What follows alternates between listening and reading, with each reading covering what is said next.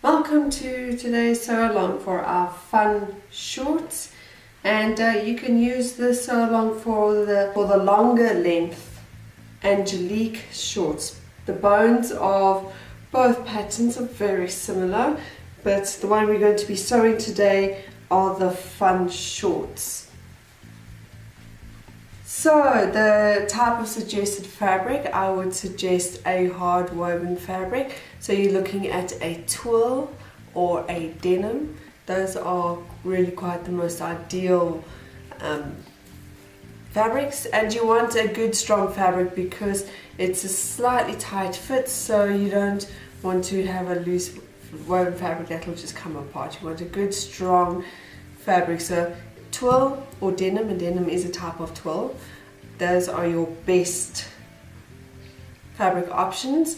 Look inside the instructions that come along with the sewing pattern, and you will see, along with the sizing guide or the measurements guide, it'll have your fabric yardage. It'll explain you how much fabric you will need for each size. And the pattern comes with two measurements guides. The standard measurements guide, which is included in the instructions, as I've said, which gives you your average dress size. But on the pattern itself, you will see that there is a finished garment size. So depending on how tight or loose you want the fit to be, have a look at the finished garment sizes, and that'll be able to tell you if it's going to be a tight fit or a looser fit, and then you can decide which size you want to go to from there. Okay, once you have chosen your size, you've downloaded your pattern already and you've chosen your size. Now you're going to cut and assemble it. Have a look at our video on YouTube or patreon.com. There's a nice little video there that explains to you quite nicely how to put together a downloaded PDF pattern. However, if you do struggle and you prefer, this pattern does come in a large formatted printed version. Have a look on our website and you will see there that both the fun shorts pattern and the Angelique shorts pattern come together in a large format printed pattern for you. So when you order the printed pattern, you're actually getting both patterns for the price of one. Okay, so it's just made up of a few sections. You've got your waistband. You're going to cut one on the fold of the fabric. Because we're using quite a hard woven fabric, you don't have to use an interfacing. You're welcome to use an interfacing if you want as well, but it's not necessary because we are going for a hard woven fabric. Then you've got two pocket sections. Pocket section part 2, which is the under pocket, and also acts as the yoke of the pocket at the same time. And you've got pocket section number 1, which is the part of the pocket you're not going to see, and it's going to be attached directly to your pants leg. Belt loops, you're going to cut 7 belt loops of the fabric and to each of the pocket sections. Fly, you're going to cut 2 fly shield sections, and that's the part that goes behind your zipper, so you don't get anything caught in your zipper that you don't want caught. Then your front section, you're going to cut 2 of the fabric, and your back section, you're going to cut 2 of the fabric. To finish it off, you're going to need a zip, something to match the fabric. It's going to have to be a 10 to 15 centimeter or 4 to 6 inches length zip. And it could just be a standard zip. You're not going to see it, so As you can see, I struggled to get the exact colour, so I went with a slightly lighter version, but it is going to be hidden by the fly, so you're not going to see it. Then you need a button to finish off, and I'm going with a jeans button, which is a two-part button. It's got a front and back, and I'm going to use this nifty little tool to insert it. I'll show you how I do that when we get there. And of course, in order to insert it, I need my hammer. I think people think I'm quite strange when they have a look at my sewing kit and they see a hammer and pliers, but believe it or not, hammer and pliers are two very useful tools for every dressmaker. And there you have it. That is all that you need to complete the sewing pattern. So shall we get started? As always, I like to start working with the small pieces that need to be pre-prepared. So by the time I need them, I don't still have to go ahead now and prepare them. And in this case, that is the fly shield and the belt loops. So starting with the belt loops, because I have to cut 7 of them, what I did when I cut out my pattern piece is I cut out 2 extra sections with the leftover paper, and that allowed me to cut double 6 at a time, and then just 1 left to go. So I've cut out all 7 of my pieces of fabric. Now what I'm going to do is I'm going to take it with the wrong side of the fabric facing upwards. I'm going to fold these long raw edges inwards towards the center on both sides, and I'm going to press that flat. Because this can become a difficult process, especially with stubborn fabrics, I would suggest you use your bias tape maker tool. If you haven't got one or you want to see what it looks like, have a look in the description. I've included a link for you. So if you have that little tool, it actually makes folding this fabric and pressing it so much more easier, especially when you've got 7 to do. So just use that little tool to help you fold over and press this. So even though it's a tool for making bias tape, it comes in very handy when you're making things like belt loops and even homemade drawstrings. Okay, so once you have folded and pressed those raw edges inwards, you're then going to fold your loops in half, and then you're going to press it again. And once you've done that, you're going to just stitch along the open end just to close it, and then there's your belt loop ready for you. And then you can, once all 7 are done, you can put them aside, and we will be using them later on in the construction of the pants. Now your fly shield. So with right sides of fabric facing, you're going to be sewing the 2 together, but you're going to be sewing them along the curved side only. So along this curved side, using standard seam allowance, just stitch the 2 sections together. Once you've done that, you're going to cut little notches out just on this curved section. I'll show you in a moment what that would look like.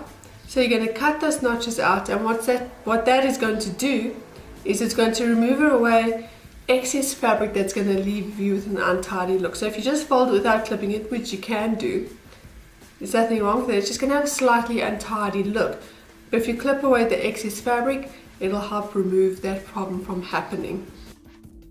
So there you see, now we're coming along quite nicely, and this is what I was talking about the notches that I cut out on the curve of the fly shield, and then I've just trimmed away this little corner on the outer edge as well, and that is going to allow me now to turn it right side out, and it's going to sit a lot more neatly. So what I'm going to do now is turn it right side out, press it flat, and then I'm just going to baste these open edges together. So there you go. So I'll turn it right side out, press it flat and neat, and then just basting these open edges together. Then once I've done that, just this edge, just the longer edge here, just that edge, I'm going to serge or overlock it to finish it off. So turn it right side out, press it flat, and you'll see because you've cut away the bulk fabric in this curve, it's going to sit much more neatly. Baste close your open edges and then just serge the longest length only. Okay, then here we have the belt loops in its various stages. Now I've got this beautiful rust color thread, which I think goes so nicely with the stone color I've gone with. Now I haven't done it in the instructions that come with the pattern, I'm only doing it in the sew along. I'm going to be using this rust color as a decorative stitch. So everywhere where the stitch is going to be visible, I'm going to use the rust color, but on all the standard seams and that, I'm going to use the matching thread for the fabric. So for example, so that means basically I'm going to be using the rust on the edges when I sew close the belt loops. I'm going to be using it on the side seams. We're going to be creating a welt seam there. So once again, I haven't done the welt seam in the instructions. It's a purely decorative finish that I'm only doing in the sew along. So we're going to do a welt seam on the side seams, and we'll be using the red or this beautiful rust decorative color. And the only other place we'll be using the rust will be when we do the hemming of the bottom of the pants. So if you want to try out doing some decorative stitching with us on your shorts as well, then grab a different color, complementary color to your fabric. If you're using denim, rust is also quite common, but even more so a mustard color. A good mustard color thread is very commonly used when working with denims.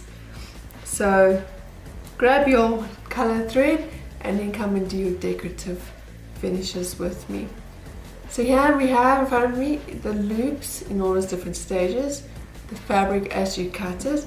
Then you can see I just folded those two outer edges inwards. Then I folded it in half again. Remember, pressing in every stage, and I use a bit of starch in my pressing mortar to make sure that it stays. And to finish off, I've used the decorative rust thread just to sew that end closed. And then once I've done it, all my loops are ready for me to continue. Just a little announcement for our South African fans. This coming 2017, I'll put the links down for you in the details. We're going to be having a day where you can come and sew with us. So it's a day of fun and sewing, and we're going to actually be doing this very sewing pattern. So you'll have a choice of whether you want to do the short fun shorts or if you want to do the longer length Angelique shorts. You'll have the choice, and you can come along and sew with us on the day. We'll literally go step by step with you and help you and guide you while you sew the shorts together. So all you need to do is bring your sewing machine with you, and if you have an overlocker, bring that as well. And we'll be supplying everything else. So you'll be getting your fabric, your thread, both a standard and a decorative thread. So we will be doing the decorative stitching as well on the day. So, and you'll be getting your thread, you'll be getting all the supplies and tools that you will need. So all you literally need to bring with you is your domestic sewing machine and your overlocker if you have it. And I believe the ticket prices are 650 Rand per person. The space is very limited, so you want to get there as soon as possible, book those tickets. So have a look, and the price also includes a lunch. So come get to sew with us for a full day. I get to help you and guide you through every single process, and you get a lunch as well. So it's really going to be quite a nice, awesome and exciting day, and it's going to be in the Johannesburg area. So look at the description below and you'll click on the link and come and join us. I think it's going to be quite an exciting day. Okay, so moving on to the next step. Now that we have completed our loops and our fly is going to be ready to insert, we're going to start working on our pockets. Okay, so there's your pocket sections. There's your pockets part 1 and your part 2. Now you'll see along these curves, so on both pocket sections, just along the curved sides, just on the curve only, you're going to serge or overlock that curve just to neaten it off. This is just to prevent the fabric from unraveling in the future through wear and tear. So serge those edges nice and neatly. Then once you've done it, you're just going to need part 1 to start. Okay, so grab your front shorts section. First we're going to cover the transferring of the lines for the fly, because you need to do this before you can attach the pocket. There's a bit of a trick to it. So you'll see there's 3 lines. You'll have your zipper teeth placement line, your sewing line, and then your fly line. Now the zipper teeth placement line, this line you only need to transfer onto the right side of the fabric for the left side of your shorts. So if you take your shorts and open them up, so that's right side up. This is your right side, so it's going to go on your right leg, and this is your left side, it's going to go on your left leg. Okay, so on the left side, that's normally where you see the fly sitting, where you see the stitching lines. So on the right side, this is where you are attaching your zip onto. Okay, so on the right side, you're going to be transferring the zipper teeth placement line.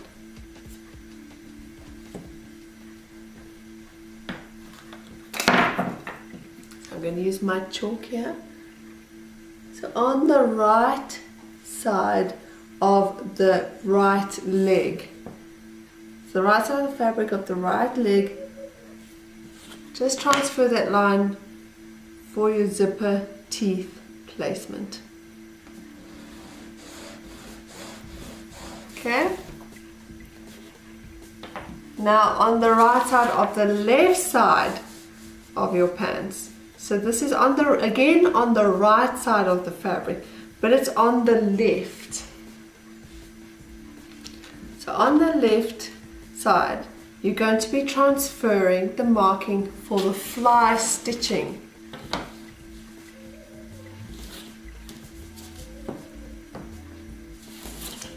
So for the fly stitching, so that's a stitch line that you're going to be following when you're finishing off your zip.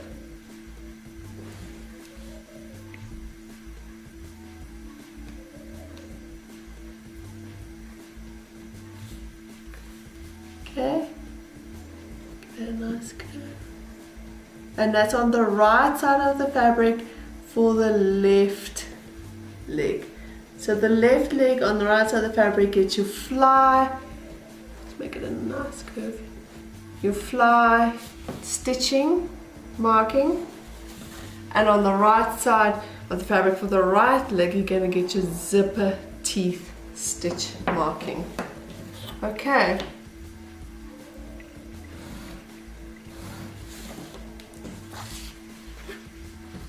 Then on the wrong side of the fabric, so now you'll be going on to the wrong side of the fabric. So for the left pant leg, because for most of us that's the side we'll be stitching facing up, on the left pant leg you're going to transfer your seam stitching line. So this is a line that you're going to be sewing for your seam. And that's going to go all the way down into the crotch. So basically what that means is when you come stitching up from the crotch with the standard seam allowance, so in the crotch itself here, you're going to be stitching a standard seam allowance. But then you're going to come around and you're going to go stitch a lying space for your fly and for inserting your zip. And that's why you need to transfer this line so you can see where your stitching is going to continue. So it's going to be a standard seam allowance until this curve changes over here. So and then you're going to see it's going to start getting wider. And then you need to follow that stitching line in order to allow it to leave space to sew in your zipper. Right, once you have transferred those markings, you're then ready to attach the first pocket section. So again, right sides of fabric facing upwards. Take your pocket sections and with the right side downwards, so you can have right sides of fabric facing your pocket sections. You're going to sew these onto the pocket curve. So pin those into place and you're going to stitch them with a standard seam allowance.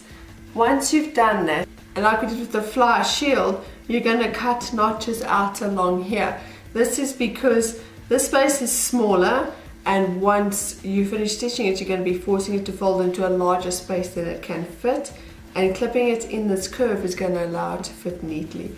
So I'll show you what it'll look like in a moment. Stitch out with the standard seam allowance and clip in that curve of the seam. So there you have it. That's what your pocket is going to look like once you've sewn it and you've cut out these notches to help it sit more neatly. So what you'll then be doing is turning your pocket right side out, folding it over flat. You'll then be pinning and pressing that pocket into position. And once you've done that, once you've pressed it, you're going to be stitching along that pocket to finish it off. So as you'll see, I've done the other side already. I changed my thread on my machine. Once I'd attached the pocket, I changed the thread to that rusty red decorative thread, and I stitched the pocket down with the different color thread. So if you're going to be using the decorative thread with us, then why not do it here now as well? And as you'll see, is if you're just doing it for a functional stitch, you only need to stitch down once. So it's usually about 5 millimeters or 1/8 of an inch from the edge of that seam. You're just going to stitch your first row stitching, and if it's just going to be functional, that's fine, you can leave it like that. But if you want to do a bit of a decorative finish like I have, I've done a second row of stitching that's 1 centimeter or 3/8 of an inch on the inside. So my first row is 1/8 of an inch or 5 millimeters on the inside of that seam, and I've done a second row that's 1 centimeter or 3/8 of an inch outside of that, and I've got a double row of decorative stitching on my pocket to finish it off. Then once you've done that, grab your second pocket piece, turn your shorts around so wrong side of the leg is facing up, but right side of the fabric of the inner pocket is facing up. Then you're going to take the second pocket piece, and with right side facing down, so on the pocket it's the two right sides against each other. Now you're going to take this pocket piece and you're going to line it up very carefully with the center front of your pants. So just line that up with the center front of your pants and pin that into position. Then make sure that it's neatly lined up with the side of the pants and along the top. So it must be lined up with your pants leg along the top and the side. And then you can start to see how this is going to fit in. Now the first thing you're going to do is pin your two pocket sections together. So pin all your layers together right here at the top of the pocket. So feel where the top of your pocket is here and place the pin there just to join everything together. And this will help make sure that these pocket sections don't move too much while you follow the next stage. Now just turn these over without moving this top pocket out of place. Keep it in place and just turn over the edge. And you'll see where it lines up with the under pocket. Now pin those two pockets together all along underneath, making sure that you don't move this top pocket out of place. Pin those two pocket sections all along this curved area where you've overlocked or serged already. And now you'll get to the point where the under pocket actually keeps on going straight up where that top pocket comes out. So make sure you keep putting just the pocket sections together. You're not catching the pant section at all. And you're making sure that this top pocket piece does not move out of position. What you can do, if it's easier for you, is pin it into place on the top first.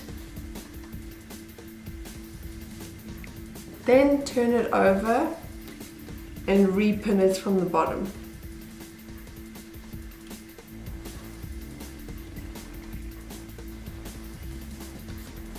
And just remove those top pins because otherwise you're going to be sewing over them.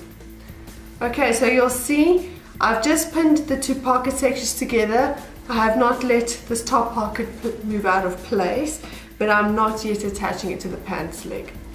So turn it over and you'll see there where you've attached the two pocket sections together. Now that is where you're now going to sew. You're literally just going to be sewing along the edge of the lower pocket. That's about 1 centimeter or 3/8 of an inch along the edge of the lower pocket. Just stitch all along that lower pocket, joining your two pocket sections together. So there you go, I've sewn the two pocket sections together, joining them quite neatly. And then what I've done is along the side and the top and the center front here, where the pants and the second pocket piece meet, where everything meets up nicely, I've just basted all of that together to make sure they don't move. So just along the top and that little center front section, and along the side here where everything meets up, I've just basted it together to prevent the pockets from moving. And then as you can see, you actually have something that starts looking like a rather professionally made neat pocket, and it's quite a nice pocket. Now we're going to be moving on to the fly, which is the most difficult part of this pattern. To start, with right sides of your fabric facing, bring these two front sections together. Here where you see the line disappears under the pocket, take your ruler, and this is the line, the stitching line for the seam. So the seam stitching line. Just take your ruler and continue that line over the pocket. Okay, so now you can see your seam line is coming around, up and over, and you'll see how your pockets are going to be sewn into the seam and into the zip section as well. And what this is going to do is going to control how your pocket sits. It'll give your pocket a much more neat finish, and you won't have a gaping pocket. So it all forms part of having a neat finish. Okay, so you're going to sew along here, and then you'll see there's a line, a marking there for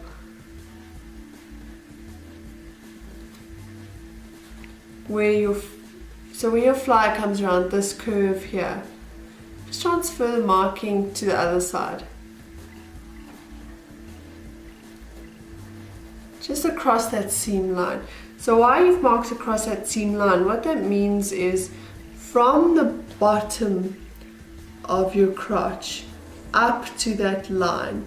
So that's a line for your fly curve where it meets the seam. So up to that line you're going to stitch a normal stitch. You're just going to be stitching a normal seam along that line. Then from that point that you've marked up to the waist, so from that point to the waist you're going to be just doing a basting stitch. So it's a loose stitch that you're going to be undoing.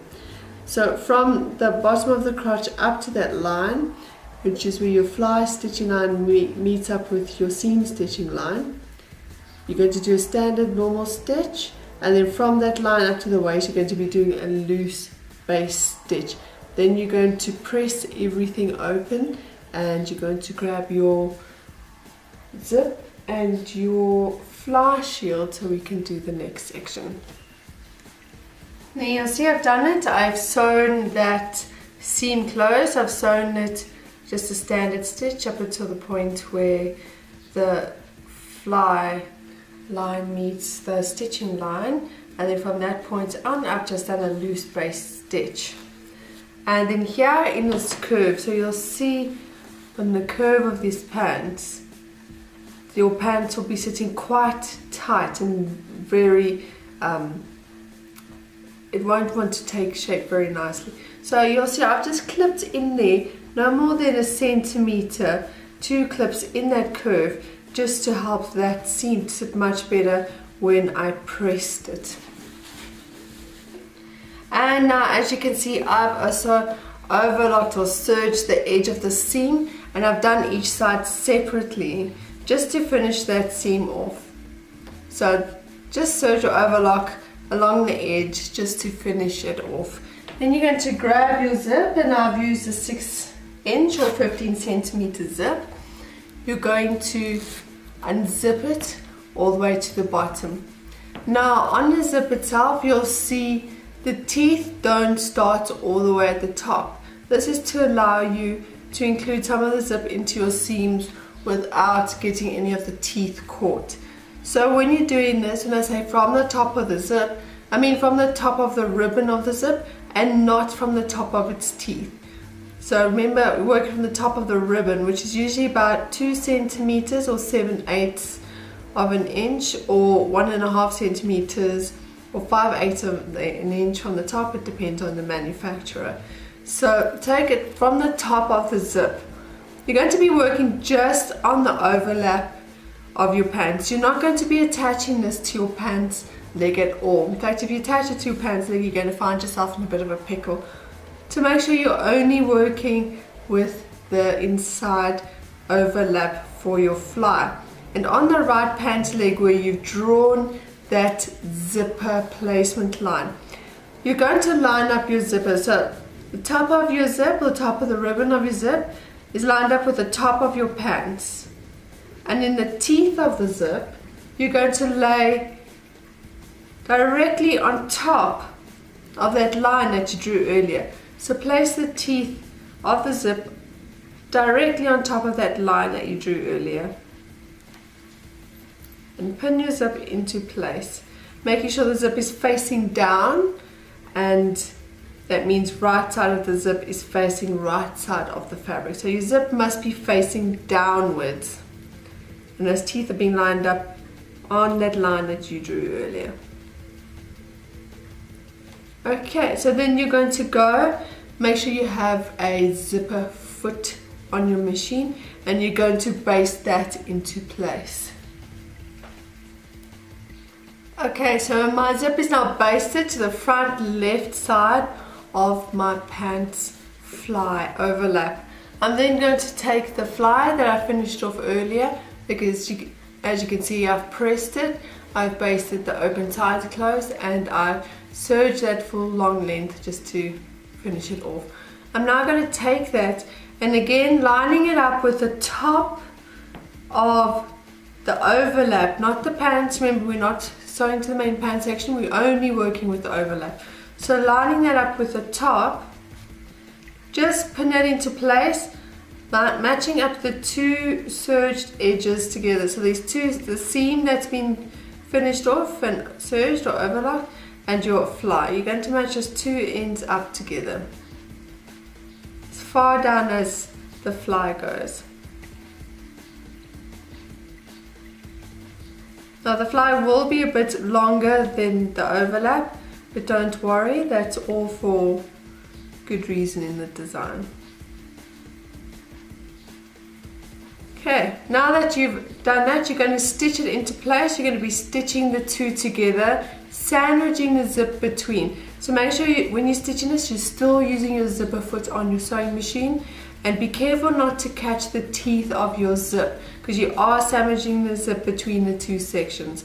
So mind you don't catch the teeth of the zip, and as you're stitching behind the teeth and not in front of them, you must be stitching behind the teeth, and you're going to be sandwiching those two together, and you're going to be stitching 1 centimeter or 3/8 of an inch seam allowance.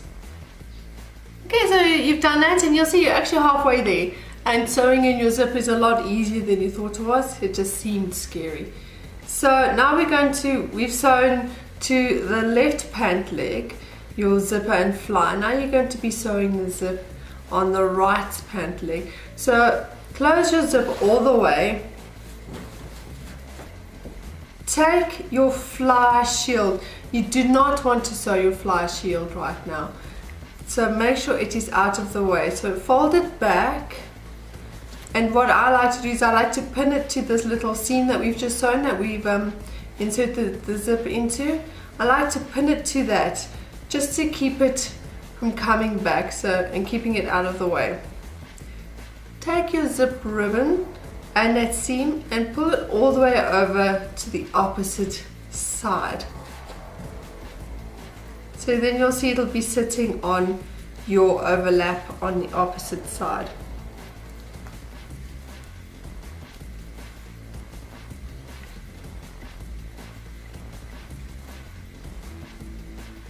Now, just on that overlap, to help you to put it into position, pin it into place here. So you're going to be pinning through the zip, through the overlap, onto the main side of the fabric. So you're pinning your zip into place. Now this is the first time you're going to be sewing your zip onto the main leg. So pin it into place.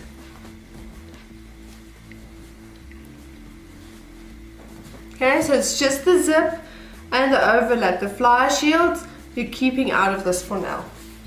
So turn it around and you'll see where your pins are and where your fly stitching line is.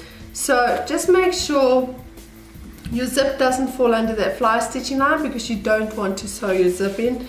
If it does, then just adjust it accordingly. Move your pins over to the front section. And when you're moving them through, just make sure you're getting all 3 layers, because you have to stitch all 3 layers together. So you're stitching your zip, your overlap, and the front of the pant leg all together. And just put your pins through along that stitching line, so that you make sure that if you're stitching along the stitching line, you're not catching the zip teeth, but you are catching the side of the ribbon of the zip, and that you are catching the overlap. Now when you come down to the bottom curve, there will be a section where you end up sewing over the teeth of the zip.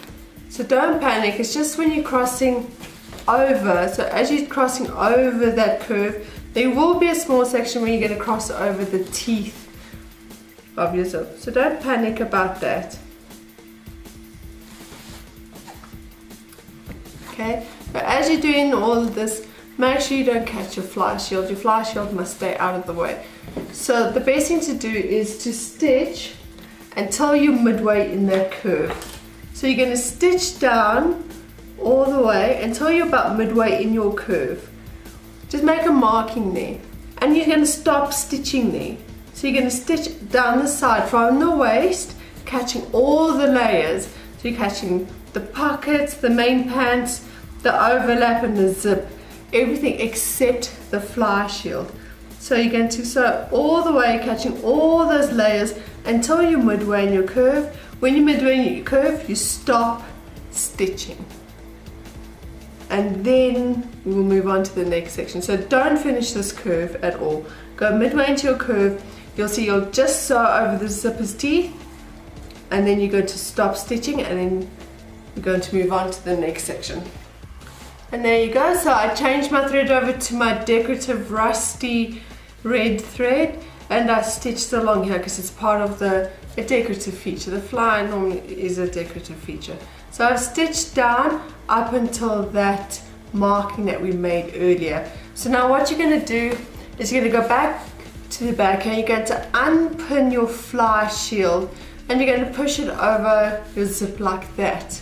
Then, keeping it in position, you're now going to pin everything together. So that last little section, that last little curve, you're going to be sewing through every single layer. You're going to be sewing through the pants, the overlap, the zip, and the fly shield, but you're only catching the fly shield here at the bottom. You don't catch it along the top, otherwise quite honestly then you can't open your pants. So you only catch the fly shield at the bottom, and that's just to make sure that once your pants are done or complete, the fly shield doesn't move around and have a mind of its own. So stitch down there, stitch the fly shield. You can even stitch a little bit over. If you look on your denim pants, you'll quite often notice that they normally just stitch over the center front seam just slightly by 1 or 2 stitches and do a reverse stitch to lock it into place. So finish the rest of that curve, stitch it, and then you're going to grab your quick unpick.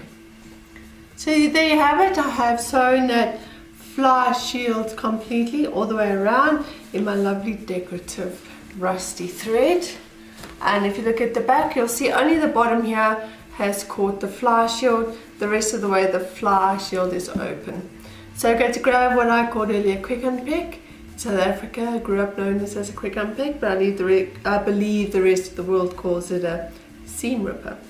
So grab your seam ripper, and that temporary basting stitch you did earlier here along your fly, you're going to now take that out.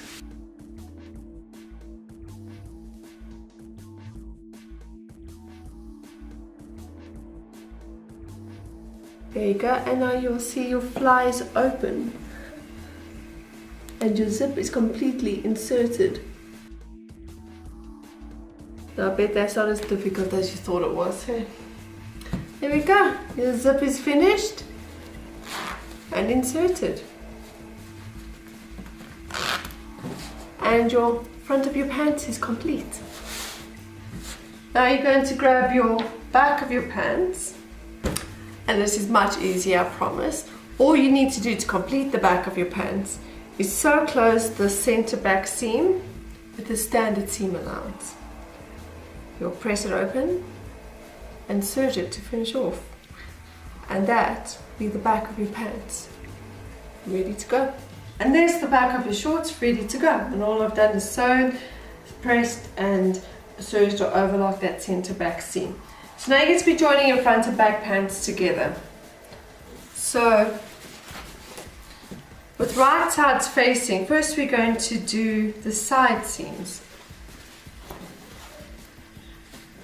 So match up those side seams, pin them together, stitch them with the standard seam allowance. Remember, standard seam allowance is 1.5 centimeters or 5/8 of an inch.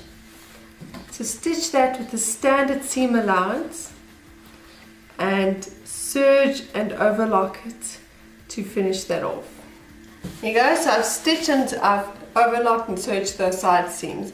But as I said to you at the beginning, we're going to be doing a decorative side seam. So turn your pants right side out, and we're going to be doing something called a double welt seam. Now, what that means is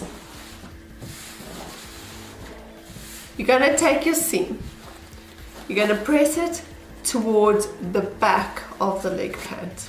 So you make sure it's pressed towards the back. Pin it securely into place so it doesn't move.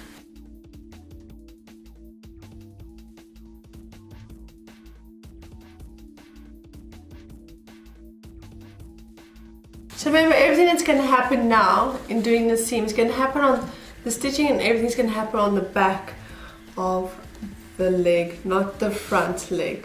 So make sure that seam is pressed towards the back and you've pinned it towards the back. Now, running parallel to your seam, approximately 1 centimeter or 3/8 of an inch away from the seam. So you're going to measure 1 centimeter or 3/8 of an inch away from the seam on the back pant leg. You're going to stitch a row of your colorful thread. And there you can see what I've done is parallel to that seam from the waist down to the bottom of the pants. Approximately 1 centimeter, 3/8 of an inch all the way down. I've stitched a row of color thread. Now this is what you call a welt seam. This is your standard walt seam where you've stitched the seam flat to the fabric with a single row of stitching. But we're going to go the full Monty today. Today we're going to do a double welt, which is a little exciting if you me, but we're going to do a double welt stitch. So basically what that means is now we're going to do a second row of stitching, and we're going to do it just on the inside of the seam. So just on the inside of the seam, just as close as you can get it, you're going to be stitching a second row of stitching that seam flat. And once you've done it, you've officially done a double welt seam. Now just pay attention when you are stitching. If you do your first row from the waist down to the bottom of the pants, make sure you sew the second row in the exact same direction, and this will just prevent any pulling and bubbling and the fabric sitting funny in that seam. So make sure you're stitching in the same direction both times, and you're not going to be stitching one row going down, one going up, otherwise you'll see it'll bubble and sit very unneatly. And there you go, ladies and gentlemen. Let me zoom in here, and then as you will see, you've created a very good looking double welt seam. And once you've perfected this, along with the fly and the pockets that we did earlier, you're pretty much ready to start sewing your own denim jeans, because really these are the only tools you need to sew a good pair of denim jeans. Okay, so change your thread on your sewing machine back to the thread that matches the fabric of your pants.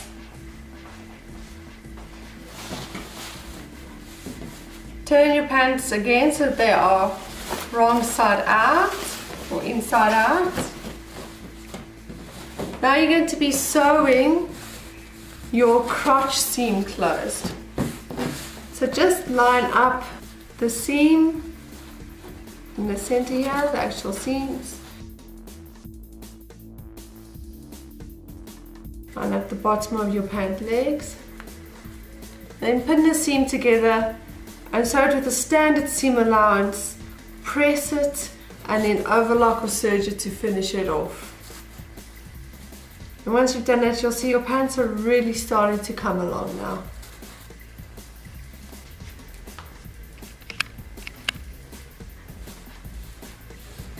Right, now you can see your pants are really starting to come together nicely.